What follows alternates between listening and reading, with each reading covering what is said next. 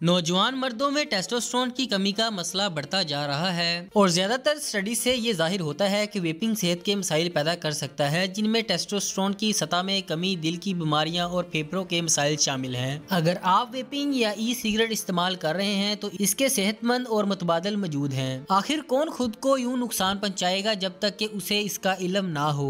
2007 में एडम और जेम्स जो हाई स्कूल से सिगरेट पी रहे थे और स्टैनफोर्ड के तलबा थे, जानते थे कि सिगरेट नोशी अच्छी नहीं है। 60 और 70 की दहाई के सिगरेट पहले ही नुकसानदेह थे, लेकिन वो जो सिगरेट पी रहे थे वो इससे भी कहीं ज्यादा खतरनाक। आज के सिगरेट में ज्यादा नुकसानदेह केमिकल्स होते हैं। 90 की दहाई में तंबाकू कंपनियों ने इस बात का एतराफ किया कि उन्होंने सिगरेट में ऐसी चीजें शामिल की हैं जैसे निकोटीन, जो तेजी से दिमाग तक पहुंचता है। अमेरिका के सिगरेट पीने वालों को कुछ बेहतर की जरूरत थी, लेकिन सिगरेट के अलावा उनके पास कोई और ऑप्शन ना था और फिर इन्होंने $1 अरब का आइडिया पेश किया, ई सिगरेट। जहरीले धुएं में सांस लेने की बजाय लोग तेल के बुखारात में सांस लें, जो सुनने में काफी अच्छा लगता था। इनकी इस बात का कोई हकीकी सबूत ना था कि तेल के बुखारात सिगरेट के धुएं से ज्यादा महफूज होंगे, लेकिन इन्होंने सोचा कि बाद में इसका हल निकाल लिया जाएगा। सबसे अहम बात यह थी कि सिगरेट नोशी पुरानी और फैशन से बाहर हो चुकी थी, लेकिन वेपिंग नया ट्रेंड था।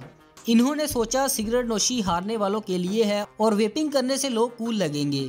इन्होंने अपने डिजाइन क्लास में ई सिगरेट का प्रोटोटाइप बनाना शुरू किया। ये एक मार्कल की तरह लगता था और इन्होंने इसका नाम प्लूम रखा। इन्होंने इस चीज को सरमायाकारों के सामने रवायती सिगरेट नोशी का एक सेहतमंद मुतबादल के तौर पर पेश किया, हालांकि इसके हक में कोई डाटा ना था। लेकिन एक बड़ा मसला था कि प्लूम ई सिगरेट सिगरेट पीने वालों की निकोटीन की तलब को पूरा नहीं कर सकती थी। वो इसमें ज्यादा से ज्यादा सिर्फ 2% या 20 मिलीग्राम निकोटीन डाल सकते थे, जबकि एक रवायती सिगरेट के पैक में 36 मिलीग्राम तक निकोटीन होती है। तो क्या प्लूम नाकाम हो रहा था या बस एक और नई चीज बनने जा रही थी? इनके एक आइडिया की वजह से पूरी नस्ल को एक नई लत में मुब्तला कर दिया। वेपिंग, जो एक सेहतमंद मुतबादिल का मासूम आइडिया था, वो कुछ और बन गया। सिगरेट नोशी का मुतबादल वेपिंग कई लिहाज से इतना ही नुकसानदेह साबित हुआ, बल्कि कुछ सूरतों में इससे भी बदतर। इन्होंने इसमें मसनूई जायकों और केमिकल्स का इस्तेमाल किया, जो 500 फ़ारेनहाइट से ज्यादा दर्जा हरारत पर गर्म किया जाता है, जिससे शदीद सांस की बीमारियां, दमे के हमले, फेफड़ों को नुकसान और सबसे बदतरीन मर्दों के टेस्टोस्टेरोन की सतह में बड़ी कमी।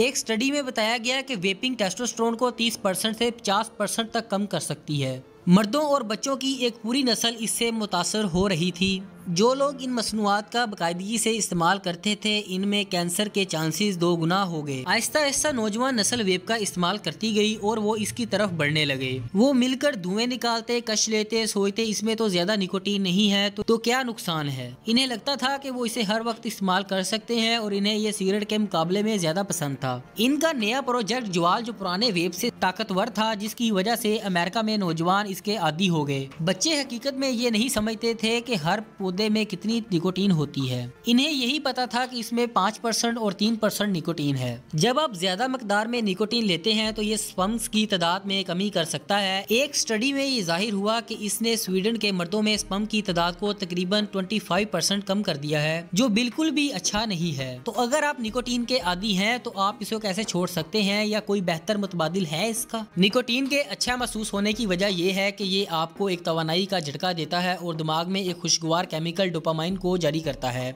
निकोटीन छोड़ने के लिए आपको इन असरात के मुतबादिल तलाश करने की जरूरत है। एनर्जेटिक महसूस करने के लिए कैफीन बेहतरीन ऑप्शन है। कैफीन को अक्सर बुरा समझा जाता है, लेकिन इसके कोई संगीन मनफी असरात नहीं है, सिवाय इसके कि अगर आप इसे ना लें तो आपको सुस्त महसूस हो सकता है। कैफीन ने यह साबित किया है कि ये जहन को ज्यादा चुस्त बनाती है, दिमाग की कारकर्दगी को बेहतर और तेज करती है और मिजाज को बेहतर बनाती है। तो कैफीन निकोटीन से हासिल होने वाली एनर्जी के झटके की जगह ली जा सकती है।